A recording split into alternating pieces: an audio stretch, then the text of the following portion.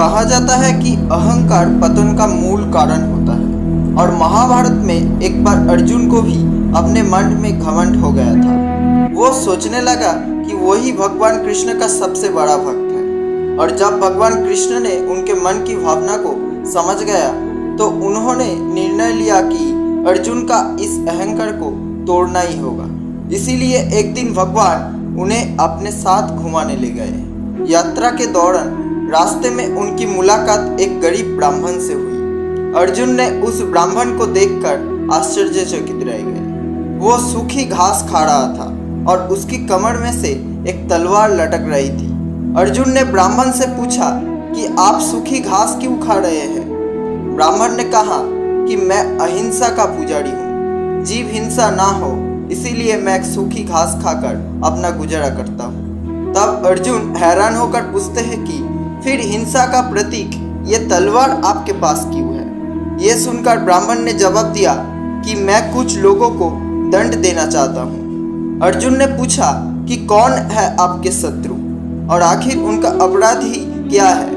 ब्राह्मण ने कहा कि मैं उन 4 लोगों की तलाश कर रहा हूँ जो हर समय मेरे भगवान को परेशान करते हैं। मैं उन्हें दंड देना चाहता हूँ। अर्जुन ने फिर पूछा वे 4 लोग कौन हैं? ब्राह्मण ने जवाब दिया कि सबसे पहले तो मुझे नारद की तलाश है। नारद हर समय नारायण नारायण करके मेरे प्रभु को विश्राम नहीं करने देते।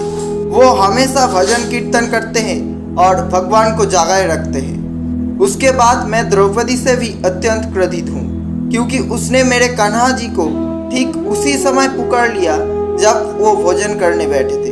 मेरे प्रभु को भोजन छोड़कर उठना पड़ा ताकि महर्षि दुर्वासा के श्राप से पांडवों को बचा सके। सिर्फ इतना ही नहीं, द्रौपदी ने मेरे आराध्य को जूठा भोजन खिला दिया। अर्जुन ने पूछा तीसरा व्यक्ति कौन है? ब्राह्मण ने कहा मेरा तीसरा शत्रु है भक्त प्रहलाद। प्रहलाद के लिए मेरे प्रभु को हाथी के पैरों तले कुचलवाना पड़ा, गर्म तेल के कराह में प्रवेश करना पड़ा और आखिरकार खंबे से भी प्रकट होना पड़ा। और मेरा चौथा शत्रु अर्जुन, वो तो बहुत घमंडी है। उसका इतना दुस्साहस है कि जगत पालक श्री कृष्ण को उसने अपना सारथी बना डाला। उसके मन में मेरे भगवान के लिए जरा सा भी चिंता नहीं हुआ। इससे कितना कष्ट सहना पड़ा होगा मेरे प्रभु को, मेरे प्यारे कान्हा जी को। यह सब कहते हुए उस गरीब ब्राह्मण की आंखों से लगातार आंसू बहने लगा था। उस गरीब ब्राह्मण की ऐसी दुर्लभ भक्ति देखकर अर्जुन ने मन ही मन सोचने लगा था कि मैंने खुद भगवान से इतना निस्वार्थ प्रेम कभी नहीं किया। तब अर्जुन को अपनी गलती का एहसास हुआ।